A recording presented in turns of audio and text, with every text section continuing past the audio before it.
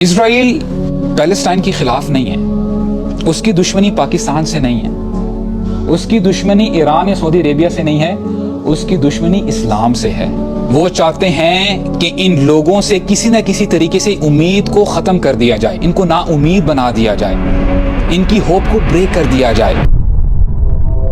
کیونکہ ہم بڑے بیزی ہیں اپنی پڑھائی میں، ہم تو شاید اپنی ہسٹری نہیں پڑھتے۔ ان کو پتا ہے کہ مسلمان جب جاگتا ہے وہ کیا کرتا ہے، ان کو پتا ہے کہ یہ وہ قوم ہے، یہ وہ امت ہے جو کہتی ہے کہ اگر تم نے یہ ظلم کو ختم نہ کیا تو ہم وہ مرد لے کے آئیں گے تمہاری طرف جن کو موت سے ویسی ہی محبت ہے جیسے تمہیں دنیا کی زندگی سے محبت ہے۔ ہم شاید بھول گئے ہیں لیکن یہ لوگ نہیں بھولے۔ ان کو پتا ہے کہ مسلمان جب جاگتا ہے وہ کیا کر سکتا ہے۔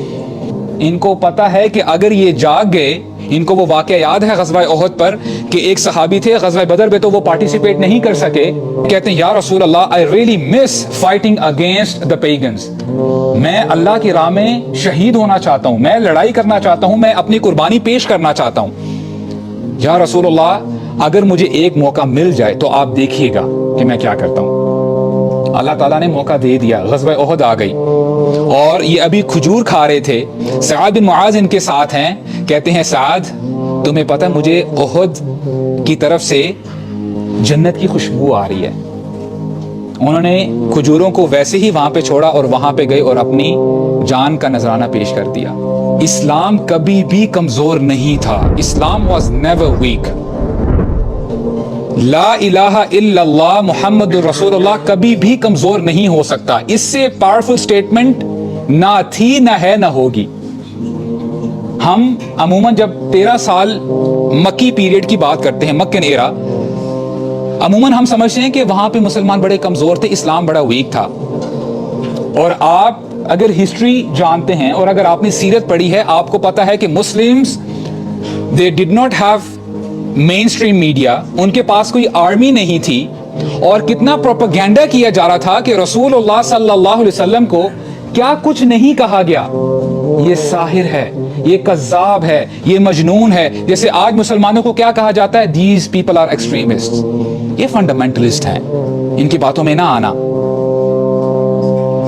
لیکن ہوا کیا، بلکہ ابو لہب جو کہ اپنا رشتہ دار ہے وہ پیچھے جاتا تھا۔ رسول اللہ صلی اللہ علیہ وسلم دین کی دعوت دے رہے ہیں اور ان کا چاچا پیچھے کہتے ہیں کہ اس شخص کی بات نہ سننا، یہ بندہ جھوٹ بول رہا ہے۔ چونکہ مین سٹریم میڈیا ان کے ہاتھ میں تھا، انہوں نے جو ناچنے والیاں تھیں، جو ڈانسرز تھی، ان کی بھی ارینجمنٹ کی۔ رسول اللہ صلی اللہ علیہ وسلم ایک جگہ کھڑے ہو کے جب دین کی دعوت دے رہے ہیں، یہاں سے انہوں نے ڈانسرز کو بلایا کہ تاکہ لوگوں کو ڈائیورٹ کیا جائے۔ تو یہ ڈائیورژن کوئی نئی بات نہیں ہے، مسلمانوں کو سلانے کے لیے کوئی ابھی سے اسٹریٹجیز نہیں بنائی جا رہی، نوجوانوں کو سلانے کے لیے بہت عرصے سے اسٹریٹجیز بنائی جا رہی ہیں۔ اور یہ جو سوشل میڈیا ایپس ہیں جس میں آپ گھنٹے انفارچونیٹلی بندہ ریلائز بھی نہیں کرتا کتنا ٹائم ضائع کر دیتا ہے۔ اور جب آپ ایک ایپ سے اک جاتے ہو، آپ تھک جاتے ہو کہ ٹھیک ہے جی something new should come۔ if Facebook was not sufficient, was not enough، تو پھر وہ انسٹاگرام آپ کے سامنے رکھ دیتے ہیں۔ اگر اس سے دل بھر جائے تو سنیپ چیٹ بھی اویلیبل ہے۔